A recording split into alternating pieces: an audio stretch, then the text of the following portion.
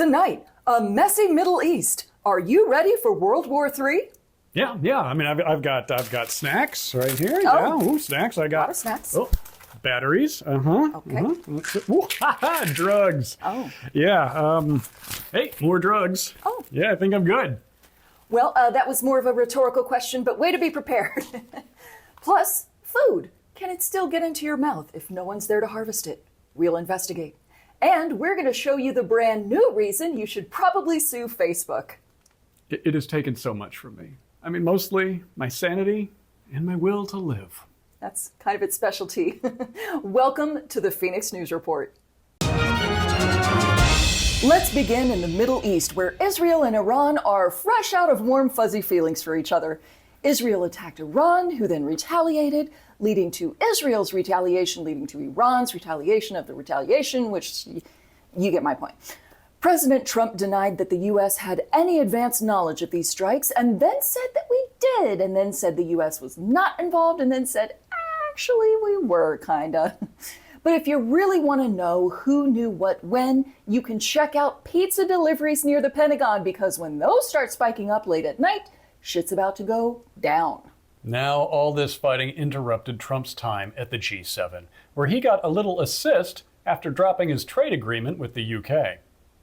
We all know the great Prime Minister of the UK, and we just signed a document. This is, sorry about that. This is it.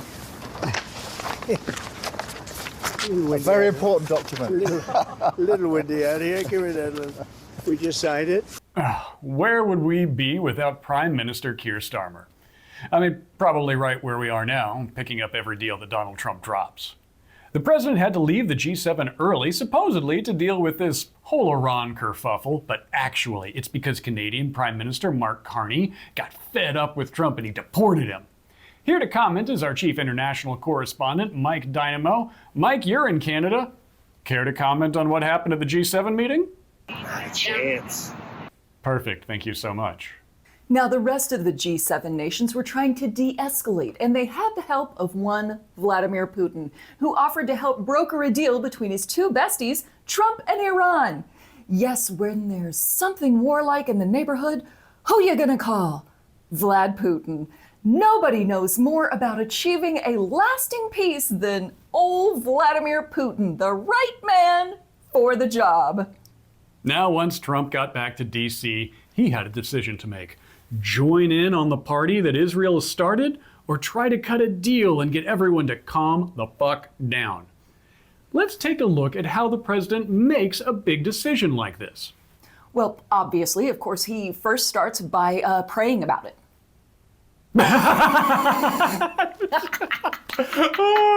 Oh my God, that's funny. Can you? Oh, dear Lord. No, of course he doesn't do that. That's so stupid. But there are a number of factors to consider. For example, he did promise his biggest meme coin buyers that he'd let them push the big red button the next time shit got real. And this is a great opportunity to deliver on that. But also, he has to think about his legacy, right? And he really wants his legacy to be a video of him saying, "I told you so."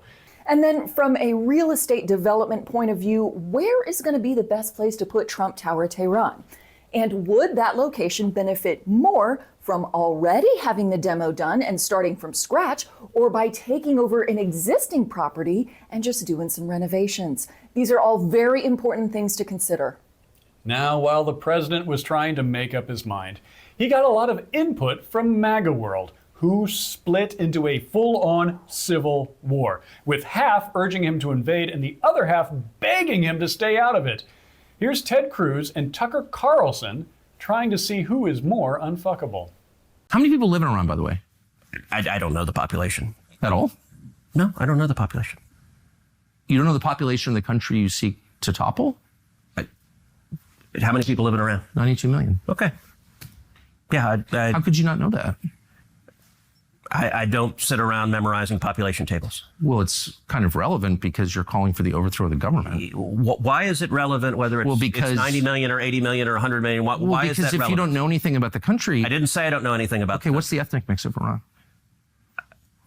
They are Persians and What percent? predominantly Shia. Okay, No, this is cute. it's not Okay. even. You don't know anything about Iran. So Okay, actually, I am not the Tucker Carlson No, but expert on Iran. You're a who senator says, who's calling okay, for the you're one who overthrow of the claims- government. You're the and one you who don't know anything claims. about the country. Both incredibly unfuckable. But I gotta agree with Tucker Carlson here. A sentence that is really breaking my brain. Yeah, I mean, all kinds of people are agreeing with Tucker, including Candace Owens. And they are effectively, as they always do, using the American military to fulfill their foreign policy interests because they are a small nation and they don't have the bodies to be able to accomplish that. They need the might of the American military to accomplish their foreign Middle Eastern objectives. And so, yeah, it was very, I am on record saying this for the last 2 years. We're going to war with Iran one way or the other because what Bibi Netanyahu wants is what Bibi Netanyahu gets. I agree with her? This is so weird. What is happening right now? Hell, even Marjorie Taylor Greene and Matt Gaetz were sounding like sane people. And that's what Americans are talking about. They're sick and tired of it. They want to have happy lives. They don't want to hear about politics. They want to be able to afford food and they want to be able to afford gas and they just want to have fun. For once in their life, they want to have fun without Washington telling them they have something to be afraid of. Is this a sign of the apocalypse or something? Thank y'all for coming to my press conference. I will now take questions. Ice, get this one out of here. Ah! No, wait, Margie. No, you look really swole today. Oh, okay. Well, he can stay. Okay. Who's got questions for me? Austin Dodson, Fenix News Network. Margie, do I actually agree with you? Yes, you agree with me and Tucker Carlson, and you think that Laura Loomer and Ted Cruz can go to hell. Hi, Austin Dodson again, slowly unraveling follow-up question. I do think they can go to hell. Am I broken? Definitely. All right, I'd like to bring in a friend of mine, Steve Bannon, who is joining live via satellite. Steve, what do you think about this Iran thing? If you go back and look at Iraq, it's not like these things are successful. They're not successful. Hi, Austin Dodson, visibly shaken. Mr. Bannon, did you just make a really good point? Hey, quit hogging all the questions. I have questions too. Jen Haston, Fenix News Network, about 5 years in the future. I'm about to travel back into the past so I can make some investments that will pay off later. Where do you think the Trump Tower in Tehran is going to end up? Oh, I don't know, but I like where your head's at. Can you stop by the present on your way back to the past so I can give you some money to get in on that? Maybe we can be partners on that deal or something. Hell yeah, Congresswoman. Jen, where is your journalistic integrity? I left it in another timeline. There's a lot to keep track of, Austin. I barely know what universe I'm in anymore. All right. So we all agree that doing another Iraq war is a bad idea, yeah? Pretty much. Yes, I agree with you. Okay, great. Well, that wraps up this press conference, and I am off to buy some new kettlebells because I accidentally shot the last ones with my grenade launcher. That damn thing's got a hair trigger. Margie out. Caw-caw! A bunch of rich dildos, so divorced from the consequences of their own actions that war seems like a fun thing to do, are deciding the geopolitical fate of the planet. Which means it's time for the rest of us to get out our betting money as we speculate on the upcoming World War III draft pick. It's Axes and Allies times, folks. Red Rover, who will the Allies call over? Now, the Allied Dream Team has always included Great Britain as team captain, along with France as a solid defender for the first round. The US has traditionally shown up late in the game, fresh and ready to get in that final shot. Last time around, they were joined by Russia and China too. For this next World War, it remains to be seen if those last three players will be willing to join that coalition. That's very true. Now, we are hearing a lot of buzz around the Axis team getting the first draft picks, and the bookmakers are leaning heavily towards the starting lineup of the US, Russia, and China. But the former Axis power forwards, Germany, Italy, and Japan, are very likely to sign with the Allies this round. Could be a real shakeup. Now, a lot of these guys have played together in the off-season, but not for the big game. This World War, it could be the later draft picks that decide the fate of humanity. Now, both teams want Israel and India, and they are willing to invest heavily in their side wars to win them over. Great Britain will lobby hard to get the EU to join up, but they've had a lot of trouble keeping a contract recently, and there is bad blood on both sides. But they still play together in the NATO League, and that counts for something. Unless you're the US, who is also in the NATO League, but has been making some moves that say, maybe not much longer. Now, in a shock move, this season's allies have been courting a player who used to just be China's mascot. Yes, the allies might just try and call up Taiwan, which could be a third front all on their own. But what about Africa and South America, Austin? Where do they stand in the draft picks? Well, most likely, they will once again be traded back and forth throughout the war. Eventually, they'll get divided up as the dust settles and then sent back to the minors.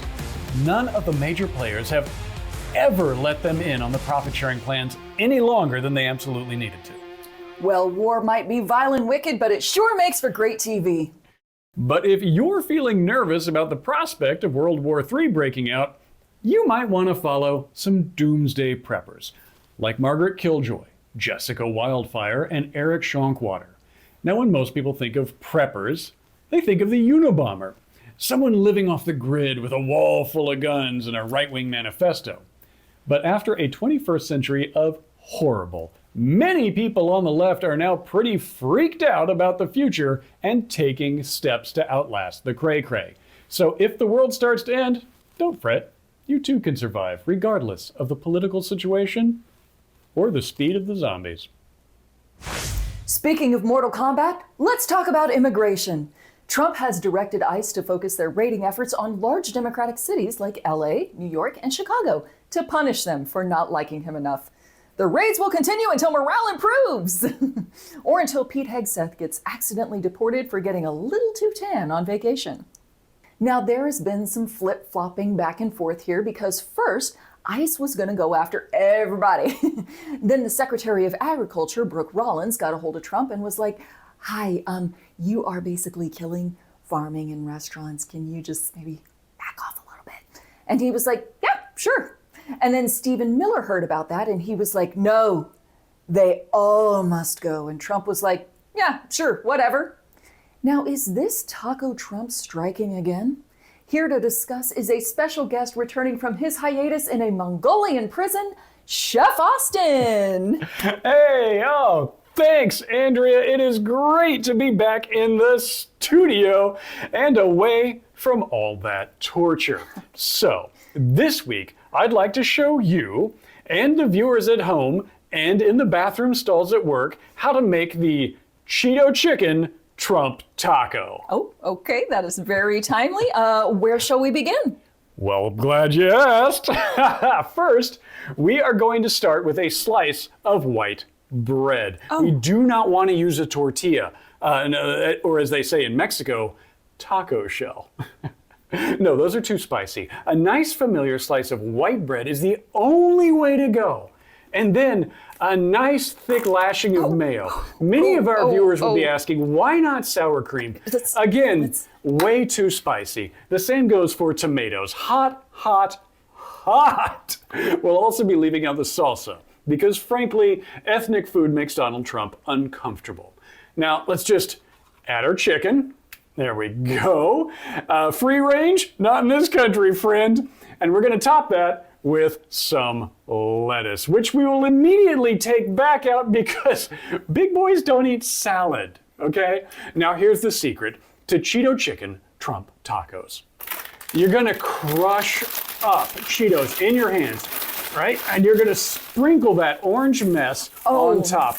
But do not wash your hands. No, no, no. That Cheeto dust you're wearing, okay, that's what we celebrity chefs call fond. Your hands provide the final layer of flavor. Okay, Andrea, go ahead and take a nice big bite. Tell me, what do you think? Do I have to? Oh, you really do, yes. Yes, you do. Well, it's certainly very white forward. Okay. Oh, oh God. Yeah. Oh, much like this administration's immigration policy, it really leaves a bad taste in your mouth.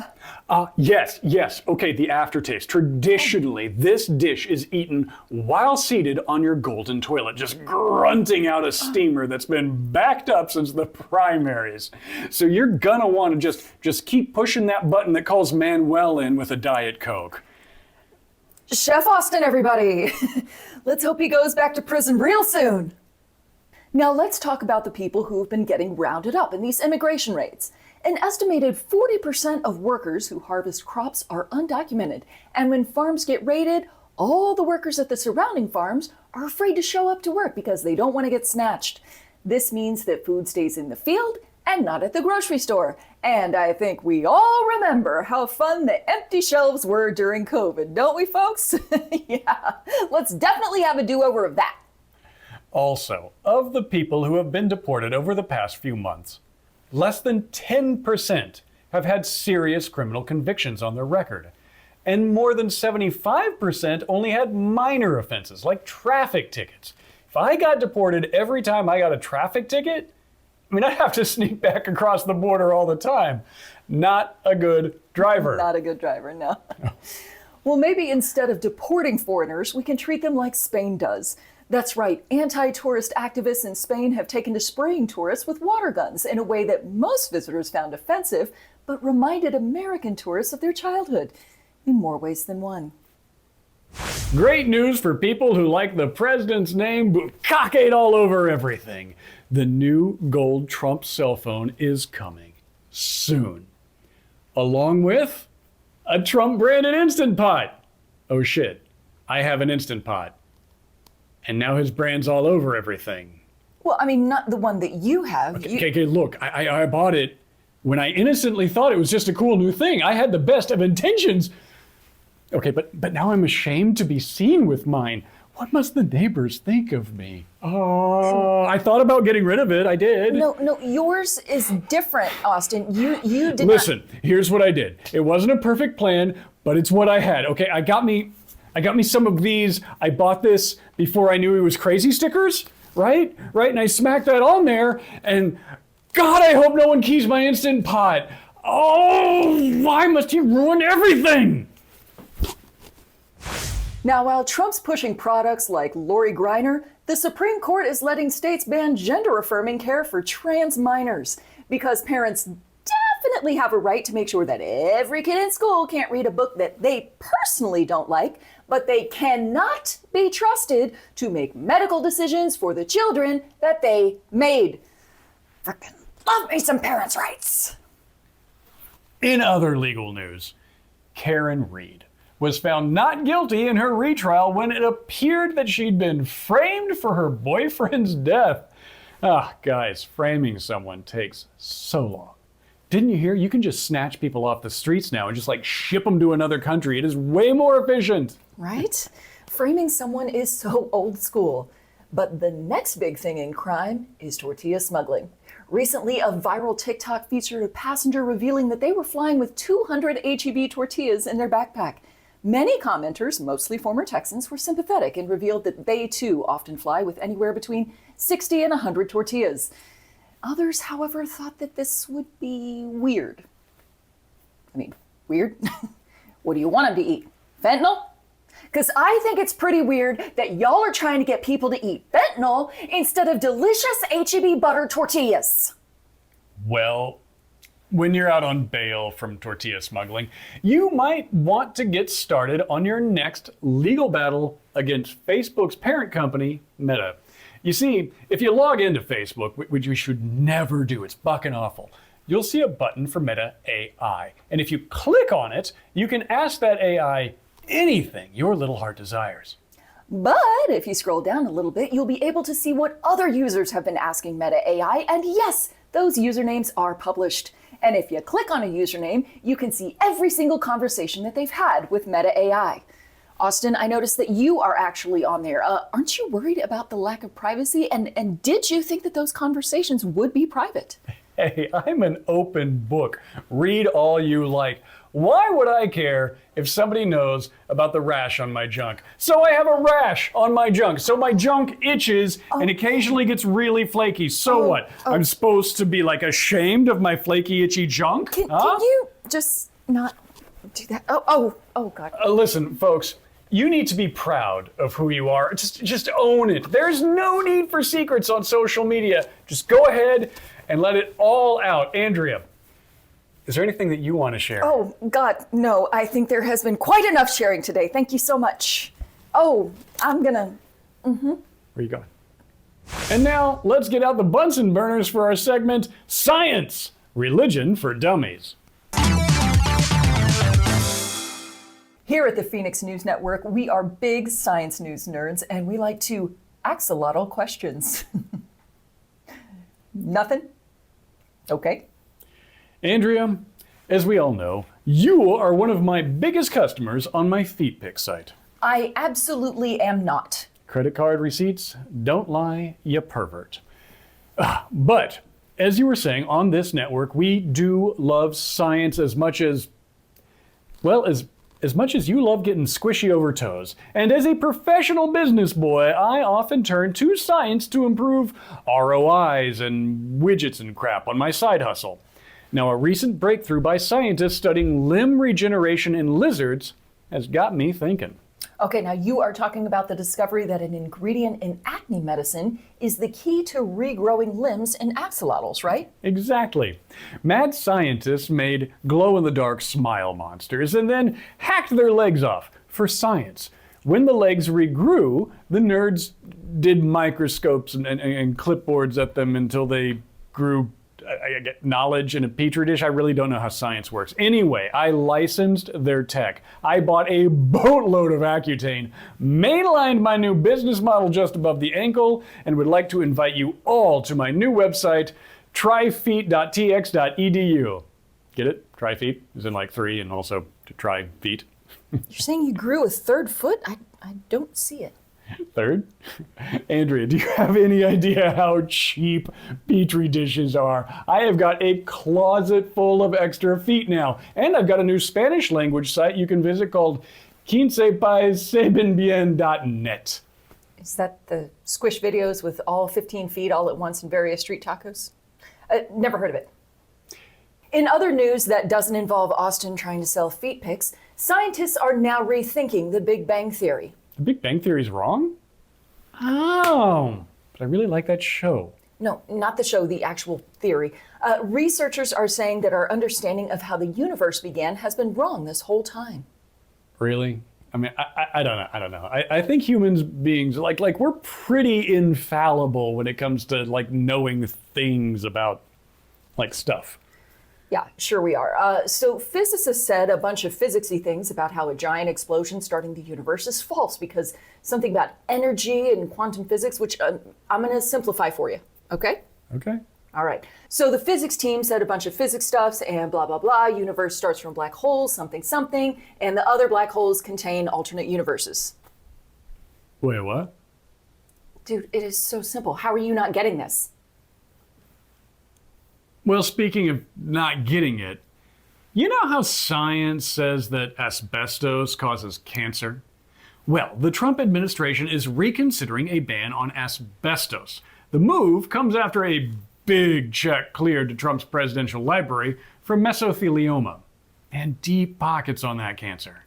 This has been Science, Religion for Dummies. While scientists are rethinking the universe, Ford is rethinking how factories work.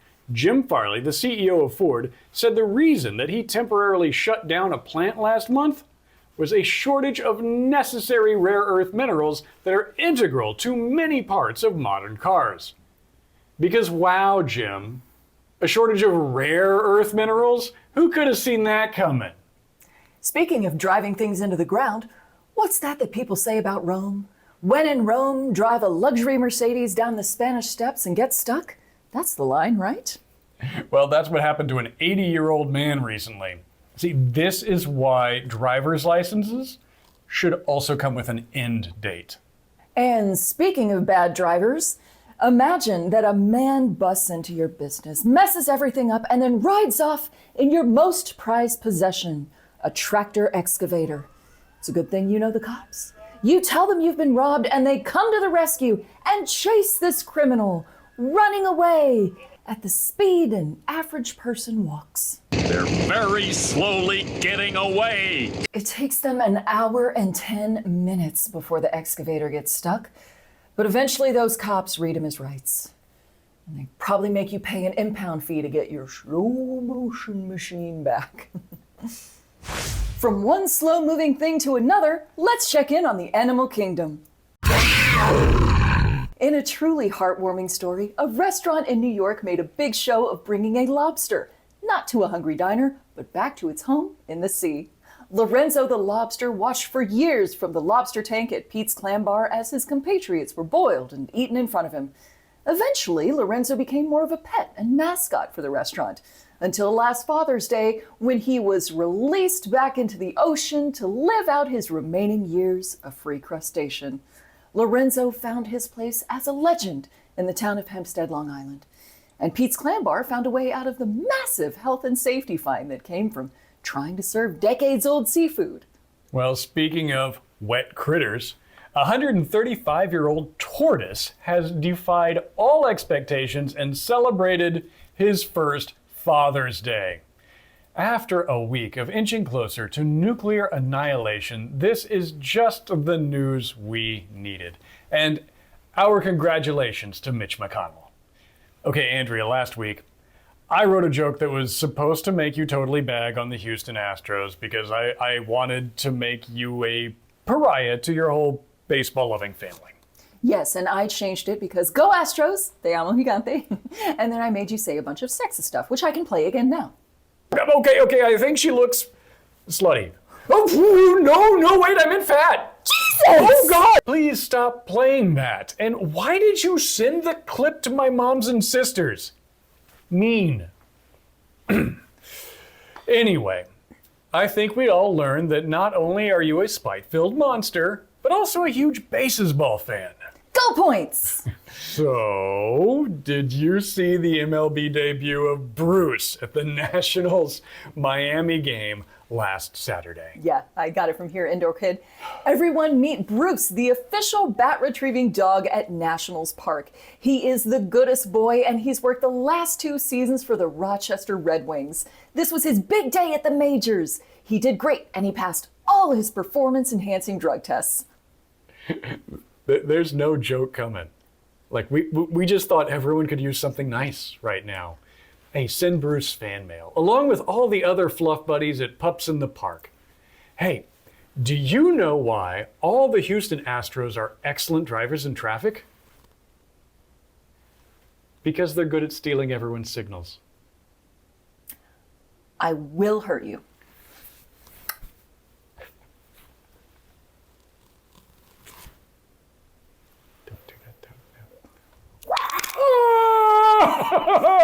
Oh! That wraps up this week's episode, but we'll be back next week with more. Till then, go erase all your meta AI chats and keep flying, y'all. Love you. Bye. It's so squishy. He squished it so much. It's so gross. There's so much mayonnaise on this.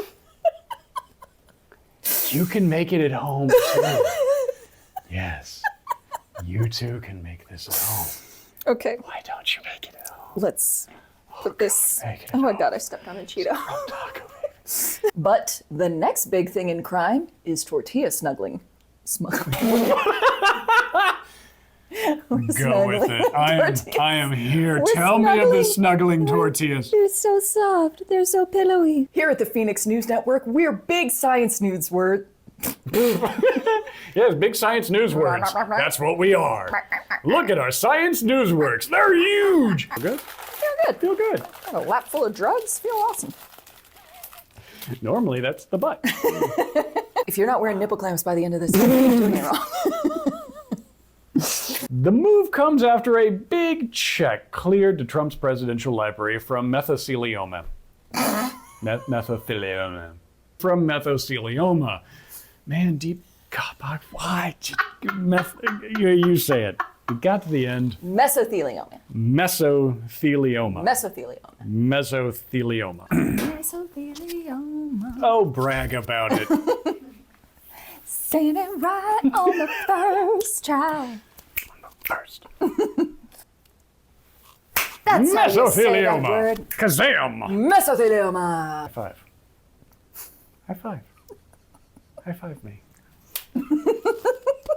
Ow! Oh, God, why? Jesus, why did you hit me? Yeah, and you should tell him when you mail something to him because he might think that it's drug dealers again.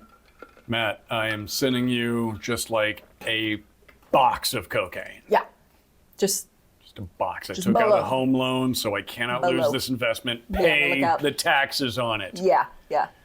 Oh, God, pay the taxes. People are counting on me, and I mean, counting on me. That's okay? right. That's right. He is in deep. Oh, my God. They took a tow. Yeah. My down payment was a tow, Matt. Yeah. I've only got 9 more transactions to go. You know what I'm saying? That's right, Matt. Get it together. Just don't look at your mailbox for a little while, buddy. You know, whoo. When it arrives, you just take it and you're just like, thank you, and you just wait for further instructions. Yeah, they will not be coming, guys. You're gonna want to flee to Wales. Wales, yes. Okay, because they can't find you there. Too many consonants. Too many lovely this time consonants of to year. track anyone. Oh my God, yes. Yeah. Gray, rainy, cold. Sure. yeah. So much better than in the winter. Oh yeah, when it gray, is- rainy, cold. I know, it's awful in the winter, but beautiful in the summer. Exactly, and Yeah. it'll get you out of London, where it's Yeah. gray, rainy, and cold. Sure, a little change of pace, you know. Really, that'd be really nice. switch it up. Yeah. Get across all the great in Great Britain. You know. Yes, exactly. We love you so much, man. We really do. Seriously, take possession of it. Yeah.